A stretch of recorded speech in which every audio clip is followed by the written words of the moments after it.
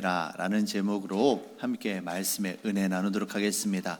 이 말씀을 나눌 때 우리 하나님의 크신 은혜와 평강이 저와 여러분 가운데 가득히 임하시기를 주의 이름으로 축원합니다.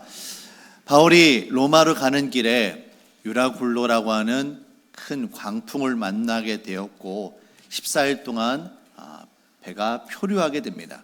그리고 지난주에 우리는 그 배가 하나님의 인도하심 가운데 멜리데라고 하는 섬에 도착하게 되었다라는 말씀을 함께 나누었습니다. 멜리데는 어떤 섬일까요? 오늘 지도를 하나 보시겠습니다. 멜리데는 이탈리아 바로 밑에 있는 작은 섬나라입니다. 그때 당시에는 멜리데라고 불렀지만 지금은 몰타라고 불리는 섬나라예요. 전체 크기가 제주도의 한 6분의 1 정도밖에 되지 않는 아주 작은 섬나라입니다. 그런데 보시면 지금은 지중해에 유럽에서 정말 유명한 관광지가 되어 있지만 그 당시에는 그렇게 발전된 곳이 아니었죠. 지도를 보시면 가운데에 동그랗게 빨간 줄로 되어 있는 부분이 있습니다. 혹시 보이시는지 모르겠는데 거기 이름이 뭐가 되어 있느냐면 세인트 폴스 베이입니다. 바울이 도착한 바닷가라는 표시예요. 바울이 바로 여기에 도착을 했고 그것을 기념한 교회도 거기에 있다라고 합니다. 바로 이것이 오늘 우리가 성경을 보게 되어지는 멜리데 섬의 오늘날의 모습인 겁니다. 자, 이제 저를 보시죠. 오늘 1절 말씀을 보시면 바울 일행이 그 섬에 도착했는데 그 섬이 뭐라고 합니까? 그 섬이 멜리데라 하더라. 멜리데라는 이름의 뜻이 피난처입니다.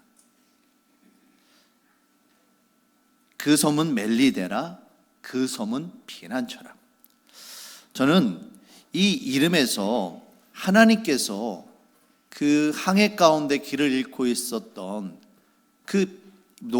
바울과 그 일행들을 안전하게 피난처로 인도하셨구나라는 것을 이 말씀을 통해서 확인할 수가 있었습니다. 여러분, 바다에서 14일 동안 길을 잃고 표를 했습니다. 정말 우리가 살아날 수 있을까?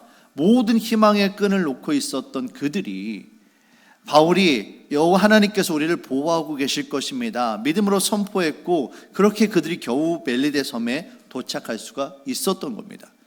배도 부서졌고요. 짐도 잃고요. 겨우 생명을 건지게 되어졌지만 그래도 해안가에 도착해서 정말 얼마나 힘들었겠습니까? 쓰러지듯이 다들 주저앉아서 이제 살았다 라고 한숨을 쉬는 겁니다. 그와 같은 그들에게 있어서 이 죽을 위기를 넘기고 도착한 그들에게 있어서 이 멜리데는 진정한 피난처였음에 틀림이 없습니다. 오늘 우리에게도 이와 같은 피난처가 필요합니다. 다른 무엇이 아니라 바로 우리 주 예수 그리스도가 저와 여러분들에게 피난처 바로 멜리데가 되어짐을 여러분 믿으시길 바랍니다. 세상에서 방황하고 힘들 때, 고난과 역경에 찾아올 때 정말 아무것도 감당할 수 없어서 모든 것을 정말 포기하고 싶을 때 바로 그때 우리에게 참된 안식을 주시고 참된 평안을 주시는 그분이 누구이십니까? 바로 우리 구주 예수 그리스도가 우리의 피난처가 되심을 여러분 믿으시길 바랍니다. 그리고 더 나아가서 저는 오늘 말씀을 묵상하며 우리 행복한 교회가 이 땅에 세워져 있는 우리 교회들이 이 세상 가운데 길을 잃고 방황하며 삶의 소망을 잃어버린 자들이 정말 주님의 은혜로 치유와 회복을 경험하는 그런 피난처가 될 수 있으면 얼마나 좋을까. 정말 그런 마음으로 오늘 말씀을 보게 되었습니다. 사랑하는 성도 여러분, 우리의 교회가 피난처가 되어야만 합니다. 오늘 말씀을 통해 피난처 되신 예수 그리스도의 은혜를 함께 나누고 우리 교회가 어떻게 이 피난처의 사명을 감당할 수 있을까 함께 살펴보도록 하겠습니다. 첫 번째로 피난처 되신 예수님의 은혜를 생각하게 될 때 우리가 항상 잊지 말고 기억해야 할 것이 있습니다. 그것은 바로 우리의 삶 가운데 고난과 역경은 끊이지 않는다는 이야기입니다. 문제와 어려움들은 계속해서 우리에게 찾아옵니다. 하나 어려운 것들을 이겨냈다라고 해서 그것으로 완전히 끝나는 것이 아닙니다. 또 다른 어려움이 분명하게 찾아올 거라는 거예요. 중요한 것은 그런 어려움들이 우리가 찾아왔을 때 우리가 이것을 어떻게 해석하고 어떻게 이것을 이기며 살아가느냐라는 겁니다. 그러기 위해 우리에게 필요한 것이 무엇입니까? 바로 주님을 향한 믿음이며 주께서 우리의 삶을 책임지신다라는 은혜에 대한 그 믿음의 고백이 있을 때 우리는 피난처 되신 예수님의 은혜를 경험할 수가 있습니다. 우리에게는 주님께서 우리의 삶을 책임지시고 인도하신다라는 이 은혜에 대한 확신이 필요합니다. 저는 오늘 말씀을 보면서 정말 이 바울 일행이 이 멜리데에 도착한 것이 정말 우연이 아니구나. 하나님 그들을 이끌어 주셨구나. 정말 멜리데라는 섬, 그리고 피난처가 정말 하나님의 인도하신 가운데 도착했구나라는 것을 다시 한번 확인할 수가 있었습니다. 그럼 다시 한번 좀 지도를 보시겠는데요. 이 지도는 바울 일행이 가이사랴로부터 시작해서 이 로마로 갔던 그 항로입니다. 크레타 섬, 가운데 있는 크레타 섬에서 출발을 해서 이들이 광풍을 만났고 표류를 하게 됐습니다. 그런데 이 광풍 이름이 유라굴로잖아요. 유라굴로는 북동풍이라는 뜻입니다. 북쪽과 동쪽에서 불어오는 바람이에요. 근데 그 바람을 타고 이들이 표류를 하고 길을 잃고 헤맸습니다. 그냥 바람이 부는 대로, 바람이 이끄는 대로 그냥 떠밀려 간 거예요. 그렇게 도착한 곳이 멜리데예요. 멜리데가 어디에 있습니까? 바로 원래 그들이 가야 할 로마 바로 밑에 있는 거예요. 만약에 이 유라굴로 광풍이 북쪽과 동쪽에서 불어오는데 이 동쪽에서 불어오는 바람이 더 세가지고 이렇게 간 건데 만약에 동쪽에서 불어온 바람이 약하고 북쪽에서 불어온 바람이 훨씬 더 셌다라면 바울 일행이 여기에 도착을 할 수 있었겠습니까? 아마도 여기 화살표에 나오는 밑에 방향처럼 이 북아프리카 지역으로 그들이 갔을 거예요. 반대로 바람이 북동풍이 아니라 서쪽에서 부는 바람이었다라면 로마가 아니라 반대 방향으로 이스라엘 쪽으로 다시 돌아가는 그런 일이 되어졌을 거라는 겁니다. 헤매고 돌고 돌아왔더니 어떻게 기가 막히게 그들이 가야 할 로마 바로 밑에 있는 이 멜리데 섬에 도착할 수 있었느냐라는 겁니다. 세상 사람들은 이걸 우연이라고 말할 겁니다. 어찌다 보니 그렇게 됐다라고 할 겁니다. 하지만 우리 믿음의 시선으로 바라보는 사람들은 이것이 바로 하나님께서 그들을 책임지시고 보호하고 인도하신 그 결과라고 우리는 바라보는 거예요. 여러분, 하나님께서 지금 바울을 원래 어디로 인도하셨습니까? 로마로 인도하셨잖아요. 사도행전 27장 24절 25절 말씀입니다. 바울아 두려워하지 말라. 내가 가이사 앞에 서야 하겠고, 이 배에서 힘들어하는 그들을 향하여 하나님께서 바울에게 말씀을 주시는 겁니다. 너는 분명히 가이사 앞에 설 거다라고 말씀을 주신 거예요. 바울이 그 말씀을 듣고 뭐라고 고백합니까? 나는 그대로 되리라 하나님을 믿노라. 그랬더니 정말 그 믿음대로 하나님께서 그 풍랑 가운데 그들을 바로 이탈리아 밑에 있는 이 멜리데의 섬으로 인도해 주신 겁니다. 사랑하는 성도 여러분, 오늘 우리에게도 이와 같은 믿음의 고백이 있기를 바랍니다. 우리의 삶 가운데 일어나는 그 삶의 어려움 통해서 우리는 너무나도 쉽게 낙심하고 주님을 향한 우리의 믿음을 포기하려고 합니다. 믿음의 시선이 아니라 세상의 시선으로 바라보면 우리의 삶 가운데 일어나는 이 어려움들을 우리는 감당하지 못합니다. 결국 무너지게 되어져요. 그래서는 안 됩니다. 은혜의 시선으로 주님을 바라보게 되어질 때 하나님의 섭리 가운데 하나님께서 저와 여러분들을 보호하고 이끄심을 우리가 비로소 깨닫게 되어지는 거예요. 그래서 우리의 삶이 하나님의 은혜 가운데 예수님이 정말 피난처이시구나, 이것을 깨닫게 되어지는 겁니다. 우리 안에 이와 같은 믿음의 고백이 있기를 주의 이름으로 축원합니다. 두 번째로, 피난처 되신 예수님의 은혜를 경험하기 위해서는 우리에게 주께서 맡겨주신 사명이 필요합니다. 주께서 바울을 왜 보호하고 인도해 주셨습니까? 바울이 가이사 앞에서, 황제 앞에서 복음을 전해야 되는 그 사명이 있었기 때문이에요. 여러분, 사명 없는 피난처는요, 그저 인간의 안위와 즐거움을 찾는 휴양지가 될 뿐입니다. 진정한 의미로 주님의 은혜를 경험하는 피난처가 될 수가 없어요. 일할 곳이 있어야 휴가가 되는 겁니다. 일할 곳이 없이 그냥 놀고 먹는 것은 휴가가 될 수가 없는 거예요. 하나님께서 바울을 그 로마로 인도하는 사명자로 세우셨고 그 사명을 감당하기 위해서 그를 보호하셨고 피난처로 인도하고 계셨다라는 것을 오늘 이 말씀을 통해 우리는 확인할 수가 있는 겁니다. 오늘 이 배에서 도착한 이 멜리데 섬에서 놀라운 일들이 벌어지게 됩니다. 자, 2절 말씀을 보시면 비가 오고 날이 참에 원주민들이 우리에게 특별한 동정을 하여 불을 피워 우리를 영접하였더라. 멜리데 섬에 도착을 했는데 배가 부서졌어요. 바다에 빠졌습니다. 헤엄을 치고 바닷가에 도착을 했는데 더군다나 그때 날씨가 언제였습니까? 겨울이에요. 또 성경 말씀을 보면 그때 때마침 비가 왔다고 그래요. 물에 젖었죠. 겨울이지요. 비가 내리죠. 얼마나 춥겠습니까? 그래서 이 원주민들이 특별히 그들을 불쌍히 여겨서 바닷가에 불을 피워준 겁니다. 그래서 그들을 맞아준 겁니다. 그런데 이때 여기서 뜻하지 않게 사고가 일어납니다. 바울이 모닥불을 좀 더 크게 하려고 옆에 있는 나무 한 묶음을 들어서 불에 던져 넣었는데 아마도 나뭇가지 사이에 숨어 있었던 뱀 한 마리가 있었던 것 같아요. 이 뱀이 바울의 손을 물고 만 겁니다. 그런데 그냥 뱀이 아니라 성경을 보시면 독사였다라고 기록을 하고 있어요. 이걸 보고 놀란 원주민들이 바울이 바다에서 어떻게 겨우겨우 목숨을 건졌는데 신이 노해서 이 사람이 정말 큰 죄를 범해서 이 사람은 살아서는 안 된다. 그래서 죽이기로 결단했다라고 오해를 합니다. 4절 말씀입니다. 원주민들이 이 짐승이 그 손에 매달려 있음을 보고 서로 말하되 진실로 이 사람은 살인한 자로다. 바다에서는 구조를 받았으나 공의가 그를 살지 못하게 함이로다 하더니 공의라고 불리는 신이 그를 살리지 못하게 죽이려고 했다라는 거예요. 그럼 바울이 고생하다가 겨우 목숨을 건지게 됐는데 독사에 물리고 말았어요. 여러분, 독사가 제일 위험할 때가 언제입니까? 겨울을 앞두고 있을 때입니다.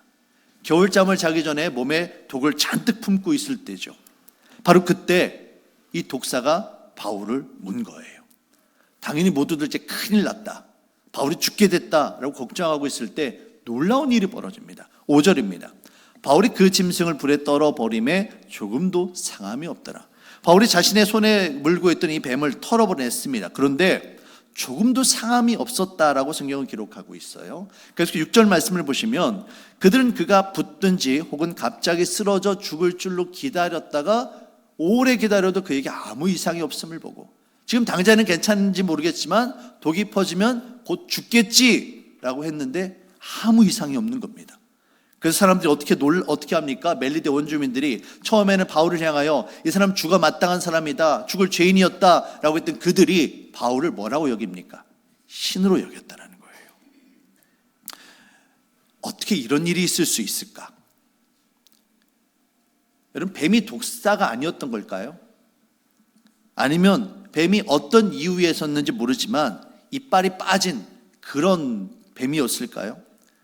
우리는 어떻게 이런 일이 일어났는지 그 연유는 잘 모릅니다. 하지만 한 가지 확실한 것은 있습니다. 그것은 바로 하나님께서 바울을 보호하고 지켜주셨다는 거예요. 그리고 바울이 이 사건을 통해서 원주민들이 이 바울을 전에는 죄인처럼 여겼는데 이제는 신으로 여기는, 신과 같은 존재로 여기는 존재로 바울이 입장이 바뀌었다는 겁니다. 멜리데 원주민들이 바울과 그 일행들을 어떻게 보았겠습니까? 물에 빠져서 건져내 주었더니 죄수의 옷을 입고 있는 겁니다. 군인들이 옆에서 지키고 있는 거예요. 아, 이 사람들이 큰 죄를 지었구나, 그래서 신이 벌을 주고 있구나, 이처럼 부정적인 생각을 가지고 있었는데 그 상황을 하나님께서 단번에 역전시켜 주는 겁니다. 그래서 이 바울이 그들에게 조금 전까지만 해도 죽어 마땅한 죄수로 여겨졌던 이 바울이 그들에게 신과 같은 존재로 여겨지도록 하나님께서 입장을 바꿔주신 거예요. 근데 여러분, 이 사건이 정말 중요합니다. 왜냐하면 이 사건이 없었다라면 이 바울이 멜리데 원주민들에게 예수님의 십자가 복음을 전할 수 있는 길이 열리진 않았을 거예요. 아무리 멜리데 사람들이 착한 마음을 가지고 호의를 베풀었다 할지라도 이 죄수들인 그들에게 이 멜리데 사람들이 가까이 가는 게 결코 쉽지 않았을 거예요. 근데 바울이 뱀에 물리고도 아무렇지 않은 겁니다. 그래서 사람들이 이 사람을, 바울을 신으로 여겨요. 그래서 어떤 일이 일어납니까? 7절 이하의 말씀을 보시면 보블리오라고 하는 그 섬에서 제일 높은 사람, 아마도 족장이나 추장 같은 사람이었겠죠. 이 사람이 자기 집에 큰 토지가 있어서 이 사람들 다 초청합니다. 바울만 초청한 게 아니라요, 276명의 사람들 다 초청한 거예요. 3일 동안 그들을 먹이고 호의를 베풉니다. 왜요? 신이라 불리는 사람이니까 함부로 대하면 안 된다고 생각했던 거예요. 그런데 때마침 거기에 갔더니 어떤 일이 있습니까? 보블리오의 아버지가 열병과 이질로 인해서 오랫동안 아파하고 있는 거예요. 힘들어하고 있는 겁니다. 바울이 그를 위해 기도해 주었고 그가 나음을 입게 됐습니다. 그리고 그로 인해서 어떤 일이 일어납니까? 거기에 예수님의 십자가 복음이 증거되어진 거예요. 사랑하는 성도 여러분, 하나님께서 왜 바울을 그 풍랑에서 보호하고 지켜주셨느냐라는 거예요. 하나님께서 왜 독사에 물렸는데도 그를 해를 받지 않도록 그를 지켜주시고 보호해 주셨느냐? 그 이유가 뭐냐는 겁니다. 무엇 때문입니까? 바로 바울이 복음을 증거하는 사명자였기 때문임을 여러분 깨달으시길 바랍니다. 바울이 이 일을 통해서 보블리오의 부친을 고쳐주었고 그들의 십자가 복음을 전하고 더 나아가서 로마까지 가서 황제 앞에서 복음을 증거할 수 있도록 하나님께서 바울을 보호하고 지켜주고 계심을 우리 이 말씀을 통해 확인할 수가 있는 거예요. 마가복음 16장 18절 말씀을 보시면 이런 말씀이 있습니다. 뱀을 집어 올리며 무슨 독을 마실지라도 해를 받지 아니하며 병든 사람에게 손을 얹은즉 나으리라 하시더라. 뱀을 집어 올리며 독을 마실지라도 해를 받지 않는다? 병든 사람의 손을 얹은즉 나으리라? 딱 지금 바울의 이야기예요. 뱀에 물렸는데 아무렇지 않았어요. 보블리오 부친을 위해서 기도해 줬는데 그 사람이 나았어요. 딱 바울에게 해당되는 이야기입니다. 그런데 이 예수님이 이 말씀을 언제 하셨느냐라는 겁니다. 바로 제자들에게 온 천하에 다니며 복음을 증거하라고 사명자의 삶을 살라고 말씀하실 때 바로 주신 말씀이에요. 마가복음 16장 15절입니다. 또 이르시되 너희는 온 천하에 다니며 만민에게 복음을 전하라. 예수님께서는 제자들을 향하여 복음을 증거하는 사명을 감당하라. 그를 할 때 이와 같은 표적, 이와 같은 능력, 예수님께서 너희들의 삶을 책임져 주시고 병 고치는 능력이 나타날 것이다 라고 말씀해 주고 계시는 겁니다. 사랑하는 성도 여러분, 오늘 우리가 주님의 은혜를 경험하기 위해 무엇보다도 우리 행복한 교회가 이 땅에 세우신 하나님의 피난처가 되기 위해서 반드시 필요한 것이 있습니다. 그것은 바로 복음 증거의 사명임을 깨달으시길 바랍니다. 사명을 잃게 되면 우리의 인생은 방향을 잃게 됩니다. 우리의 인생이 방향을 잃게 되면 우리는 하나님이 아니라 죄인된 인간의 욕심을 따라 살게 되어져요. 그러면서 결국 주님과는 멀어지게 됩니다. 그런 인생은 결코 피난처의 인생이 될 수가 없습니다. 아무리 힘들고 어려워도 풍랑을 만나고 배가 부서지고 독사에 물리는 상황이 벌어진다 할지라도 사명자는 하나님의 인도하심을 따라 살아가는 사람입니다. 그와 같은 사명자의 삶을 하나님께서 책임져 주시는 거예요. 사랑하는 성도 여러분, 주께서 우리에게 맡겨주신 사명을 온전히 감당하는 저와 여러분들이 되시길 바라겠습니다. 자, 지금까지 말씀을 좀 정리를 해보겠습니다. 우리는 우리 인생의 피난처가 되시는 예수님의 은혜를 경험하기 위해, 그리고 우리의 교회가 이 땅에 세우신 하나님의 피난처가 되기 위해 반드시 필요한 것 두 가지를 살펴보았습니다. 첫 번째는 하나님의 은혜에 대한 믿음의 고백이 필요했고요. 두 번째는 하나님께서 우리에게 맡겨주신 이 사명을 감당해야 된다라는 사명에 대한 의식이 필요하다는 것을 말씀을 드렸습니다. 근데 중요한 것은 이 은혜와 이 사명이 무엇을 통해 나타나느냐라는 거예요. 어떻게 그와 같은 사명을 감당할 수 있느냐라는 겁니다. 여러분, 무엇입니까? 바로 사랑의 섬김임을 여러분 깨달으시길 바랍니다. 주께서 우리에게 베풀어 주신 그 은혜에 대한 감사의 마음으로 우리가 사명을 감당할 수 있도록 우리에게 보내주신 사람들, 이 사람들을 사랑으로 섬길 때 주께서 우리에게 교회를 진정한 피난처 삼아 주시는 거예요. 여러분, 우리에게 맡겨주신 이 사명이 그냥 명령으로 남아서는 안 됩니다. 우리 사람들을 찾아가고요, 그리스도의 사랑과 은혜로 그들을 섬겨야만 돼요. 그렇지 않으면 우리의 교회가 절대로 결코 피난처가 될 수 없습니다. 오늘 말씀을 다시 한번 보시면 바울이 이 보블리오에게 초대받아서 그 집을 찾아갔고 그의 부친을 고쳐주었어요. 근데 이 일이 어떻게 됩니까? 소문이 납니다.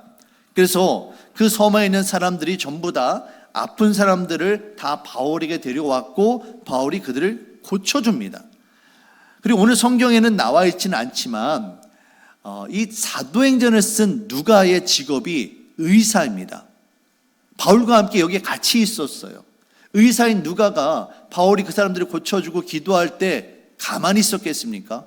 그들과 함께 했겠죠. 그곳에 의료 선교가 이루어진 거예요. 여러분, 근데 지금 바울이 14일 동안 먹지도 못하고 정말 표류하면서 정말 힘들게 도착한 거잖아요.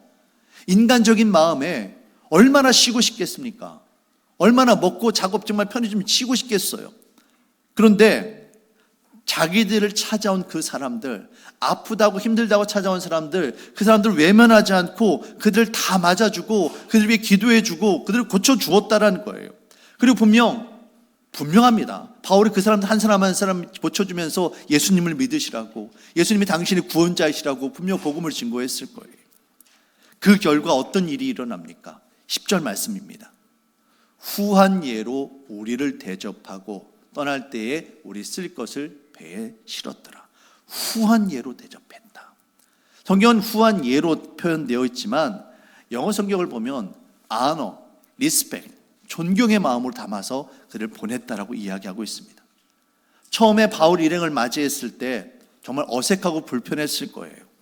멜리데 섬이 그렇게 크지 않은데 제주도의 6분의 1밖에 되지 않는데 그때 당시에 얼마나 많은 사람들이 있었겠습니까? 그런데 거기에 276명의 군인과 제수들이 하루아침에 해안가에 떠내려온 거예요. 멜리데 원주민들의 입장에서 볼 때는 결코 반갑지 않은 불청객들입니다. 하지만 그들에게 특별한 동정을 베풀어 바울 일행을 섬겼고 바울 또한 은혜에 대한 감사의 마음으로 그들을 고치고 복음을 전해준 거예요.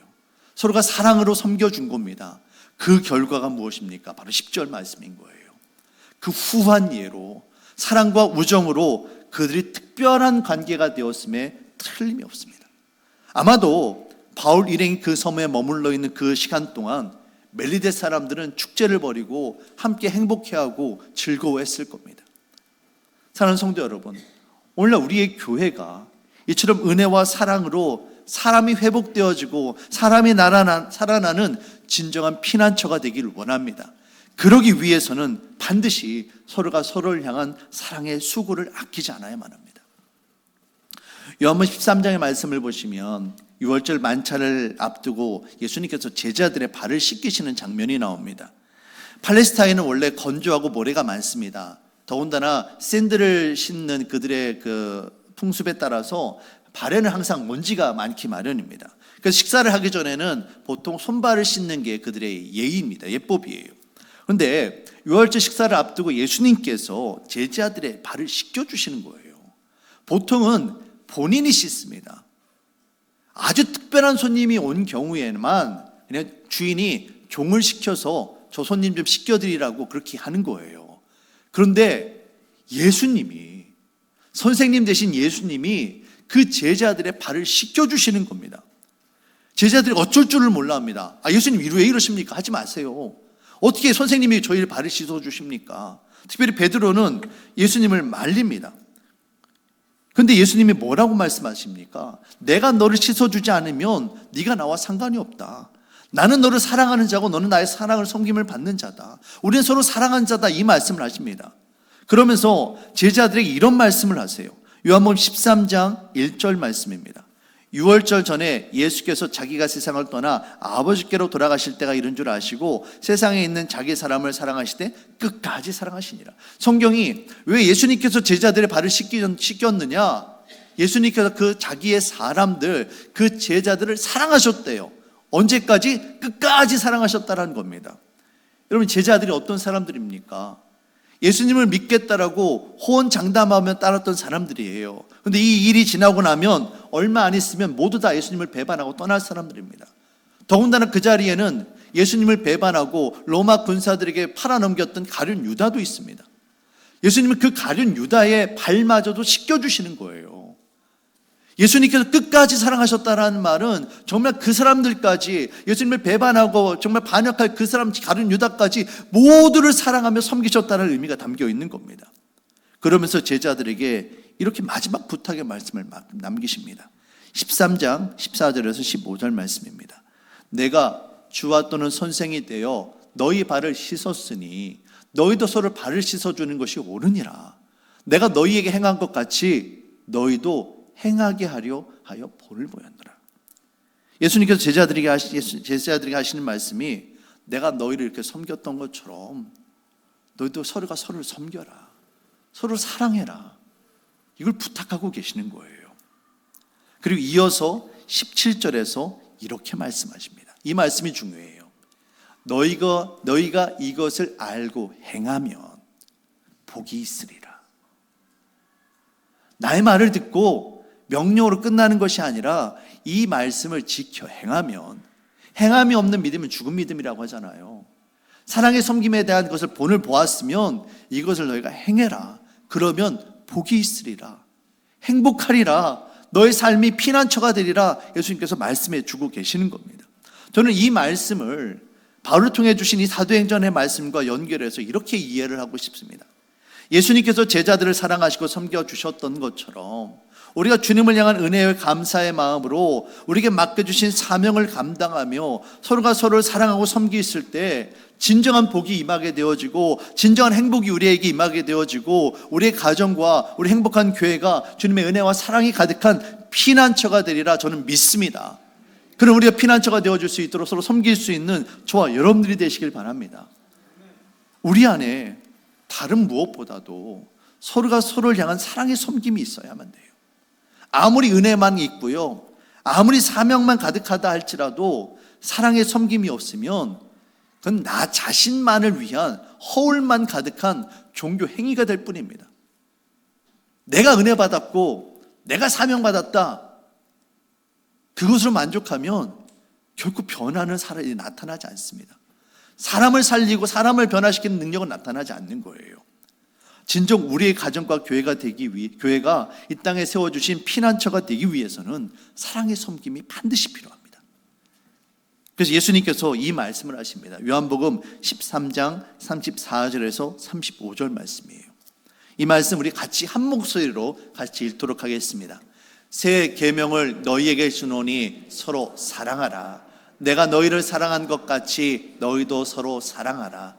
너희가 서로 사랑하면 이로써 모든 사람이 너희가 내 제자인 줄 알리라. 아멘. 서로 사랑하라 말씀하고 계십니다. 하나님만 사랑하는 것이 아니라 이웃을 사랑하고 섬겨야 됩니다. 그리할 때 우리의 교회가 사람을 살리는 교회, 진정한 이 땅의 피난처가 되리라 믿습니다. 은혜의 마음으로 사명을 감당하며 무엇보다도 사랑의 마음으로 서로 섬기며 피난처를 만들어가는 저와 여러분들 되시기를 주의 이름으로 축원합니다. 마지막으로요, 우리 함께 인사를 좀 나누셨으면 좋겠습니다. 우리가 예배 시작할 때 보통 사랑합니다, 축복합니다 라고 인사를 하잖아요. 지금 이 시간에는 정말 마음을 담아서 정말 사랑하는 마음으로 축복하는 마음으로 이 설교를 마치면서 우리 다른 것 다 잊어도 좋아요. 우리 안에 정말 사랑하고 축복하는 마음이 가득했으면 좋겠습니다.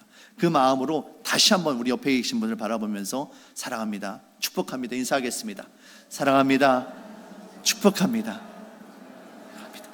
축복합니다.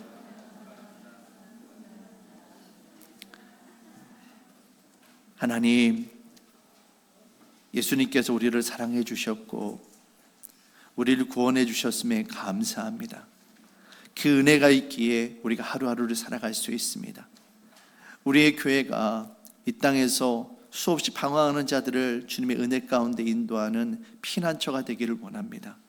그러기 위해 우리가 사랑의 수고를 아끼지 않게 하여 주시옵소서. 우리 교회가 진정 주께서 기뻐하시는 사람 살리는 피난처가 될 수 있도록 주님 인도하여 주시옵소서. 감사하며 예수님의 이름으로 기도합니다. 아멘.